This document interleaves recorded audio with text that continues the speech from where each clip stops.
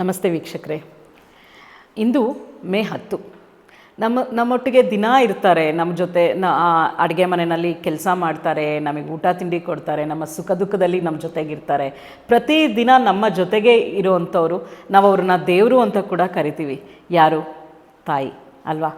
ತಾಯಿಯನ್ನು ಮಾತೃದೇವೋಭವ ಅಂತ ನಮ್ಮ ಇತಿಹಾಸದಿಂದಲೂ ಪೂರ್ವದಿಂದಲೂ ಕೂಡ ಅನೇಕ ವೇದಗಳಲ್ಲಿ ಉಪನಿಷತ್ತುಗಳಲ್ಲಿ ತಾಯಿಯನ್ನು ಒಂದು ಮೇಲ್ಸ್ಥಾನದಲ್ಲಿ ಇಟ್ಟು ಬಂದಿದ್ದೀವಿ.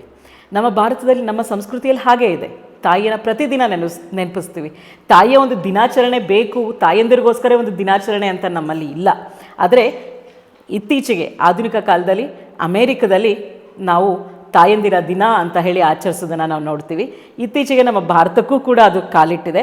ಎಲ್ಲರೂ ಮದರ್ಸ್ ಡೇ ಅನ್ನೋದನ್ನು ನಾವು ಸೆಲೆಬ್ರೇಟ್ ಮಾಡ್ತೀವಿ, ಅಥವಾ ಅಮ್ಮನಿಗೆ ಏನೋ ಒಂದು ಕೊಡುಗೆಗಳನ್ನ ತಂದು ಕೊಡ್ತೀವಿ, ಅವ್ರ ಜೊತೆ ಅವ್ರನ್ನ ಹೊರಗೆ ಕರ್ಕೊಂಡು ಹೋಗ್ತೀವಿ.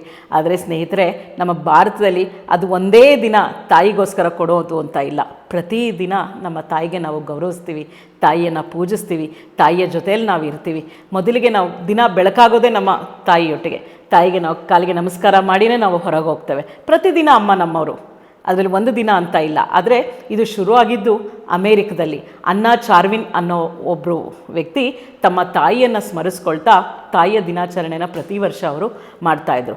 ನಂತರದಲ್ಲಿ 1914ರಲ್ಲಿ ಅಮೇರಿಕದ ಅಧ್ಯಕ್ಷ ಆದಂಥ ವುಡ್ರೋ ವಿಲ್ಸನ್ ಅನ್ನೋರು ಅಧಿಕೃತವಾಗಿ ಮೇ 10ರಂದು, ಅಂದರೆ ಮೇ ತಿಂಗಳ 2ನೇ ಭಾನುವಾರ, ಸಾಮಾನ್ಯವಾಗಿ ಮೇ 10 ಅಥವಾ 2ನೇ ಭಾನುವಾರ ತಾಯಂದಿರ ದಿನ ಅಂತ ಹೇಳಿ ಅಧಿಕೃತವಾಗಿ ಘೋಷಣೆಯನ್ನು ಮಾಡ್ತಾರೆ.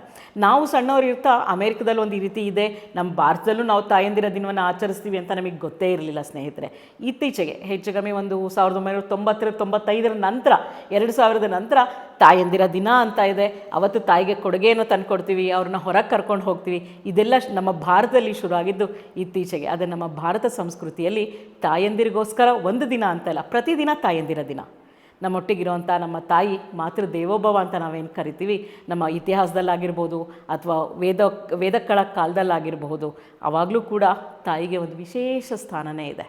ನಾವು ಹಾಗಾಗಿ ಒಂದು ದಿನ ತಾಯಂದಿರಿಗೆ ಅಂತ ಕೊಡೋದು ಬೇಡ, ಪ್ರತಿದಿನ ತಾಯಿಗೋಸ್ಕರ ನಾವು ಕೆಲವು ಕ್ಷಣಗಳನ್ನು ಅವರೊಟ್ಟಿಗೆ ಕಳೆಯೋಣ. ಅವ್ರಿಗೆ ಪ್ರತಿದಿನ ಅವ್ರಿಗೆ ಏನಾದರೂ ಒಂದು ಸಹಾಯ ಮಾಡೋವಂಥದ್ದಾಗಿರ್ಬೋದು, ಅಥವಾ ಅವ್ರಿಗೆ ಗೌರವ ಅಂತೂ ಪ್ರತಿದಿನ ಕೊಡಬೇಕು. ತಾಯಿಗೆ ಗೌರವ ಕೊಡ್ದಲೇ ಇರೋವಂಥವ್ರು ಅವರ ಜೀವನದಲ್ಲಿ ಯಾವತ್ತೂ ಉದ್ಧಾರ ಆಗಲ್ಲ. ತಾಯಿಗೆ ಗೌರವವನ್ನು ಕೊಡಬೇಕು, ಅವ್ರ ತಾಯಿಯನ್ನು ಪ್ರೀತಿಸಬೇಕು, ತಾಯಿಯೊಟ್ಟಿಗೆ ನಾವು ಸದಾ ಇರಬೇಕು. ಇದು ತಾಯಂದಿರ ದಿನ. ಪ್ರತಿದಿನವೂ ತಾಯಂದಿರಿಗೋಸ್ಕರ ನಾವು ಮುಡುಪಾಗಿರೋಣ. ಒಂದು ದಿನ ತಾಯಂದಿರಿಗೋಸ್ಕರ ನಾವಿರೋದು ಬೇಡ. ಅದು ನಮ್ಮ ಭಾರತ ಸಂಸ್ಕೃತಿಯಲ್ಲಿ ಇಲ್ಲ. ಜೈ ಹಿಂದ್.